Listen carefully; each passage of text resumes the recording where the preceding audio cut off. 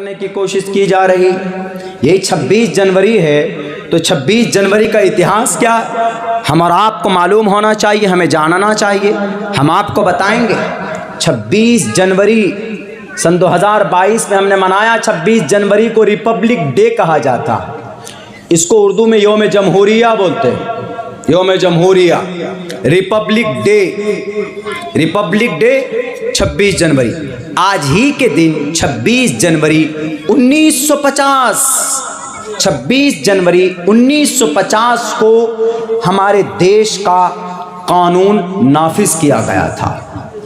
जो संविधान बना था, द इंडियन कॉन्स्टिट्यूशन, हमारे जो भारत का संविधान बना था, कुरान की जानकारी, सुन्नत की जानकारी, सीरत की जानकारी, इस्लाम की जानकारी हमारे लिए सबसे पहले। लेकिन जिस देश में रहते हैं, इस देश में 15 अगस्त क्यों मनाते हैं, 26 जनवरी क्यों मनाते हैं, हमारी क्या कुर्बानी रही है, हमने क्या क्या काम किए हैं, हमें बोलना पड़ेगा। नहीं बोलेंगे तो ये लोग क्या समझेंगे। बहुत से लोग ऐसे समझते हैं ना कि ये लोग तो कुछ भी नहीं है, सब काम हमने किया। गांधी जी को महात्मा किसने बनाया? पंडित जवाहरलाल नेहरू को पंडित जी किसने बनाया? हमारे ही खून और हमारी ही मेहनत और कुर्बानी का नतीजा है कि ये देश आज़ाद हुआ और हमारा ही नाम छांट कर निकाल दिया गया। ये देश का कानून आज़ाद कब हुआ था हमारा भारत? 15 अगस्त 1947 में। एक लंबी तारीख है। अंग्रेज आए। अंग्रेज से पहले कौन थे जी? अंग्रेज से पहले मुगल थे, मुगल। आखिर में, सबसे आखिर में 1862 के अंदर मुगल बादशाह, आखिरी बादशाह, क्या नाम उसका, बहादुर शाह जफर का इंतकाल हो जाता है, मौत के घाट चले जाते। मुगल बादशाह, मुस्लिम इंपेरर रहे 700-800 साल तक। उससे पहले कौन रहे? उससे पहले हिंदू राजा रहे। हिंदू भी थे, मुस्लिम भी थे। उससे पहले कौन रहे जी? उससे पहले और कोई तो। उससे पहले कौन थे जी? उससे पहले कौन थे जी? भारत के अंदर सबसे पहले कौन थे? हाँ, सबसे पहले आदिवासी थे। आदिवासी, आदि मतलब पुराना, वासी मतलब रहने वाला। आदिवासी को भारत में इसलिए आदिवासी बोलते हैं चूंकि वो यहाँ के पुराने हैं। आदिवासी से पुराना कोई नहीं है। आज जो बने बैठे हैं, कोई गृह मंत्री, कोई मुख्यमंत्री, कोई प्रधानमंत्री, ये भारत के आदिवासी नहीं है, भारत के मूल निवासी नहीं है। ये भी बाहर से आए हैं, ये भी बाहर से, आर्यन कौम, ईरान से आए। यहाँ के मूल निवासी कौन? सबसे ज्यादा आपके झारखंड, बंगाल, उत्तर प्रदेश, जिन्हें हम शूद्र कहते, जिन्हें हम दलित कहते, जिन्हें हम संथाल कहते, जिन्हें हम इस तरह की बातें बोलते हैं, उनको कहते हैं। ये लोग असल में इस देश के वो हैं। एक तारीख है लंबी, हम उधर नहीं जाएंगे। तो अंग्रेज आया 1608 के अंदर आया अंग्रेज। आने के बाद जनाब यहाँ आए क्यों थे? यहाँ बहुत खजाना था हमारे देश में, बहुत। सबसे बड़ी चीज काली मिर्च, काली मिर्च, इलायची, गरम मसाला, ये कर्नाटक, श्रीरंगापट्टनम, मैसूर, गुजरात, महाराष्ट्र, कालीकट, मालाबार, इन इलाकों में होता था। तो इन चीज़ों को देखकर सबसे पहले भारत में समंदर के रास्ते वास्को डे गामा 1498 में आया।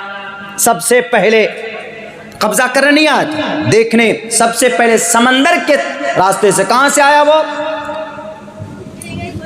मंगोल से, मंगोल से आया था वो, मंगोल से, पुर्तगाल से, पुर्तगाल से यहाँ आया। आने के बाद ब्रिटेन के लोगों ने देखा कि वहाँ तो बहुत कुछ है। आहिस्ते आहिस्ते उन्होंने कदम जमाना शुरू किया यहाँ के दौलत को। यहाँ से काली मिर्च, गरम मसाला, इलायची लेके जाते थे और वो लोग बेचकर 5 गुना मुनाफा कमाते थे, 5 गुना। यहाँ का जो कोहिनूर था, ये कोहिनूर बेचकर 7 दिन तक पूरी दुनिया के लोगों को खिलाया जा सकता था। कोहिनूर, कोहिनूर हमारे देश में मुगल इंपेरर के ये कुर्सी में लगी हुई थी पीछे, उसको भी लूट कर ले गए अंग्रेज, ना लाए। ये सब चीज देख कर आए। बहरकैफ जंग हुई, लड़ाई हुई, और सबसे पहले जंग की शुरुआत किसने की? मैं कई मर्तबा तकरीर में बोल चुका हूँ, आज भी बोलता हूँ। सबसे पहले जंग की शुरुआत नवाब सिराजुद्दौला का नाना का नाम अली वर्दी खान, आपके इसी बंगाल मुर्शिदाबाद के रहने वाले, और अंग्रेज का सबसे पहले हेड ऑफिस कलकत्ता, इसी कलकत्ता, तो कोलकाता कलकत्ता बोलते, इसी कोलकाता की उस हेड ऑफिस को तोड़कर हटाया अली वर्दी खान ने। कहा कि अंग्रेज तुमको नहीं रहने दूंगा। अली वर्दी खान का इंतकाल हो गया, नवाब सिराजुद्दौला आए। नवाब सिराजुद्दौला ने भी सबसे पहले जंग की शुरुआत की। कब? 1755 में। 1755 में शुरुआत की अली वर्दी खान, 1757 में शुरुआत की नवाब सिराजुद्दौला ने। 1799 में लड़ाई लड़ी कौन? टीपू सुल्तान ने। उनका इंतकाल हो जाने के बाद, उनको शहीद कर देने के बाद देश पर मुकम्मल तौर पर कब्जा हो जाता। उसके बाद उलमा आए मैदान में, रायबरेली के उलमा, दारुल देवबंद के उलमा, नदवतुल उलमा के उलमा मैदान में आ गए। 1857 की जंग लड़ी गई शामली के मैदान में। 1857 से लेकर बाज़ाब्ता तौर पर 1857 से 1947 तक मुकम्मल तौर पर इस्लाम, टीपू सुल्तान के शहीद होते ही हिंदुस्तान कब्जे में आ गया अंग्रेज़ों के। ब्रिटिश रूल कानून चला यहाँ पर, ब्रिटिश हुकूमत थी यहाँ पर। लड़ाई की बहुत मैं नहीं बोलना चाहूँगा। उस वक्त का एक बहुत बड़ा मौलाना हुसैन अहमद मदनी 1934 में 1936 में ऐलान किया गया कि भारत का नागरिक, भारत का नौजवान यहाँ नहीं, ब्रिटानिया ब्रिटेन का दूसरा वर्ल्ड वॉर जर्मनी से था, वो लोग आपस में लड़ रहे थे। फौज कहाँ से लाएंगे?